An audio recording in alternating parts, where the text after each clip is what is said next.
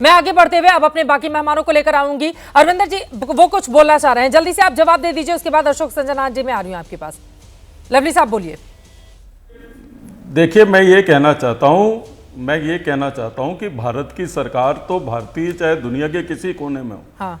उनकी मदद के लिए नरेंद्र मोदी जी और भारत की सरकार जानी जाती है। सरकार उनकी मदद करेगी, लेकिन प्रश्न ये आता है कि ऐसी मूवमेंट के ऊपर भी पूरा देश एक साथ खड़े होने के सरकार के साथ एक ऐसे देश के खिलाफ जिसने अपनी पॉलिटिक्स के लिए डिप्लोमेटिक रिलेशन तक भारत से खत्म करने में जो है कसर नहीं छोड़ी, उसके खिलाफ पूरे देश को एकजुट होकर खड़ा होना चाहिए। और इसमें भी अगर हम राजनीति करेंगे और वो भी एक ऐसे इश्यू के साथ जिसकी कोई जस्टिफिकेशन आज कनाडा देने की स्थिति नहीं है, जब पूरे देश को एकजुट खड़ा होना चाहिए देश की सरकार के साथ, अगर उसमें भी हम ये प्रश्न में पड़ेंगे कि इनकी सुरक्षा के लिए सरकार क्या कर रही है, सरकार तो करेगी, सरकार भारतीयों को अकेला नहीं छोड़ेगी, लेकिन प्रश्न ये है कि विपक्ष का काम क्या केवल और केवल सरकार की कमियां खिलाने और जो है विदेशी भूमि पे जाके प्रश्न चिन्ह अलग अलग धर्मों के ऊपर उठाने का ही है। ये एक ऐसा मौका है जब पार्टी पॉलिटिक्स से ऊपर उठ के पूरे विपक्ष को सरकार के साथ खड़े होना चाहिए। और हिंदुस्तान की लड़ाई है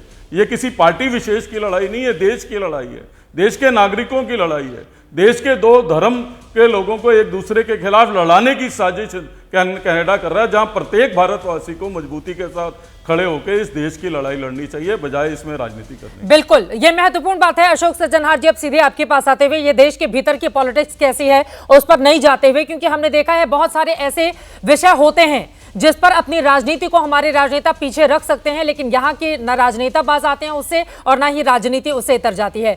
लेकिन अभी जो मौजूदा स्थिति है अशोक जी, क्या कदम उठाए जाने चाहिए, क्योंकि ट्रूडो को लेकर भरोसे की भी कमी है, वो अपनी सरकार बचाने की जद्दोजहद में लगे हुए हैं, लगातार हिंदुस्तान विरोधी वहां पर तमाम क्रियाकलाप हो रहे हैं जिसको बढ़ावा देने के लिए उनकी सरकार जानी जाती है। ऐसे में हमारा रुख क्या होना चाहिए अशोक संजनाथ जी?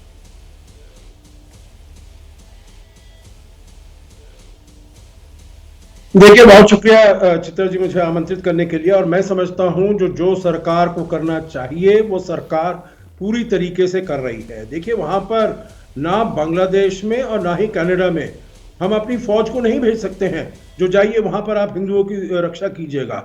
देखिए, हमारे पास कुछ डिप्लोमेटिक इंस्ट्रूमेंट्स अवेलेबल हैं, डिप्लोमेटिक मेथड्स अवेलेबल हैं, उन सबका हम प्रयोग कर रहे हैं। देखिए, अगर होता तो उनकी ये जब कनाडा के प्रधानमंत्री ने 18 सितंबर पिछले साल को अपनी पार्लियामेंट में खड़े होकर कहा जो भारत इसमें इन्वॉल्व है हरदीप सिंह निज्जर के असैसिनेशन में, तो हम कुछ ना कुछ ऐसे गोलमोल कर देते। हमने बहुत ही जोर से जवाब दिया। अभी जब उन्होंने कहा जो आपके हाई कमिश्नर इसमें इनको हम इंटेरोगेट करना चाहते हैं, हमने उनको तुरंत बुलाया और उनके हाई कमिश्नर को यहां से निष्कासित किया। देखिए, डिप्लोमेटिकली जो कुछ हम कर सकते हैं कर रहे हैं। दूसरी चीज जो हम कर सकते हैं, इनका जो ये 5 आईज का नेटवर्क है जहां से इनको थोड़ी बहुत की इंटेलिजेंस मिली होगी, पर कोई एविडेंस नहीं है, कोई सबूत नहीं है उनके पास, तो हम उनको भी कह रहे हैं, अमेरिका से कह रहे हैं, उनको सेंसिटाइज कर रहे हैं। और कनाडा के जो लोग हैं उनको कह रहे हैं जो अगर ये ट्रूडो ऐसी नीति अपनाएंगे तो उससे उनको अपना नुकसान होने वाला है, भारत का नुकसान नहीं होने वाला। हम देख रहे हैं वहां पर जो ऐसी प्रोटेस्ट हो रहे हैं, डेमोन्स्ट्रेशन, वायलेंस आ रही है। देखिए, एक और बात मैं कहूंगा, जो यहाँ पर एक वो कह रहे थे जो ये पहली बार हुआ, ये पहली बार नहीं हुआ है। आप 1985 को याद रखिए, तब भी खालिस्तानी थे वहां पर। हमारे 327 लोग मारे गए थे कनिष्का बॉम्बिंग में, जब वहां से वो चला था। तब भी इंदिरा गांधी ने कहा था तलविंदर सिंह परमार को आप यहां पर एक्स्ट्राडाइट करिए, उन्होंने नहीं किया। हमने भी अभी इनको कहा हुआ है 26 लोगों को एक्स्ट्राडाइट करने के लिए भारत में, वहां से कोई वो नहीं एक्शन नहीं लिया गया है। लेकिन अशोक संजनाथ जी 1984-85 की परिस्थितियां अलग थी। 84 में इंदिरा गांधी की हत्या होते उस समय की परिस्थितियां अलग थी, लेकिन मौजूदा वक्त में बीते 1 सालों में ये जो परिस्थितियां बदली हैं, ये हम सबके लिए ज्यादा चिंताजनक है।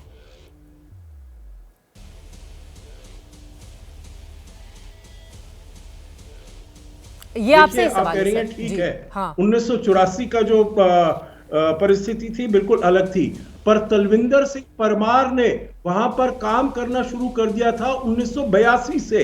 1984 से पहले हो गया था। जो उन्होंने बम वगैरह बनाया था वो उससे पहले बनाया था उन्होंने। तो आप उसमें मत रहिए, भुलेखे में मत रहिए। जो भाई 1984 में जो यहां पर हुआ उसका डायरेक्ट रिजल्ट था 1985 की। नहीं, ये सब वहां पर पहले करना उन्होंने शुरू कर दिया था। 1970 के दशक से वहां पर खालिस्तान की जो ये सब एक्टिविटीज थी वो सब शुरू हो गई थी। हमारी तरफ से जो हमने इनका कहा था, जो हमें एक्स्ट्राडिशन चाहिए 1982 में चाहिए था, 1984 में नहीं मांगा था हमने इसका एक्स्ट्राडिशन। ठीक है, आपने क्या विश्वंभर दयाल जी हमारे साथ हैं, आप उनको टीवी स्क्रीन पर दिखाई, लेकिन उसके पहले आप कुछ कहना चाह रहे हैं जगविंदर? मैं ये कह रहा था कि अगर आप 85 की बात करें, कनिष्क बॉम्बिंग की बात कर रहे थे, उसमें भी बहुत सारे कैनेडियन सिटीजन बन गए थे। मेरा थोड़ा सा अलग सवाल है कैनेडियन सरकार से। देखिए, उस वक्त कोई भी हिंदुओं पर इस तरह से अटैक नहीं किया जाता है। जो ये फ्लाइट उड़ाई गई थी उसमें ये नहीं देखा गया था कि हिंदू है या कौन है। ये मंदिर पर टारगेट जिस तरह से किया गया, और 1-1.5 किलोमीटर के फासले में मंदिर और गुरुद्वारा पड़ते हैं गौर रोड पर। अगर हम ब्रैम्पटन के गौर रोड की बात करें तो 1-1.5 किलोमीटर का दायरा पड़ता है। ट्रूडो सरकार को इस तरह की वहां की इंटेलिजेंस होनी चाहिए थी। अगर उनको ये इंटेलिजेंस है कि भारत क्या कर रहा है, अमेरिका क्या कर रहा है, तो ये बड़ी माइनर सी इंटेलिजेंस थी, ये होनी चाहिए थी। वहां सुरक्षा के पुख्ता इंतजाम करने चाहिए थे। दूसरी बात रही जो 1985 की, उल्टा सवाल है कि कनिष्क बॉम्बिंग के लोगों को इंसाफ देने के लिए ट्रूडो सरकार ने क्या किया? आखिरकार उन पर कौन सा दबाव है कि वो लोग आज भी इंसाफ की मांग कर रहे हैं, और वो लोग कहते हैं कि जो उनको जस्टिस मिलना चाहिए, और वो कैनेडियन सिटीजन है ज्यादातर। अगर 331 लोग मारे गए थे तो उनमें से ज्यादातर कैनेडियन सिटीजन थे। उनके लिए ट्रूडो सरकार ने क्या किया? तो सवाल एक बार फिर ट्रूडो की सरकार के ही आगे है कि आप तब भी खामोश रहे, 40 साल से आपने इंसाफ नहीं दिया, अब फिर उस तरह की घटनाएं होने लगी हैं तो एक बार फिर आप खामोश हो रहे हैं, केवल निंदा कर रहे हैं।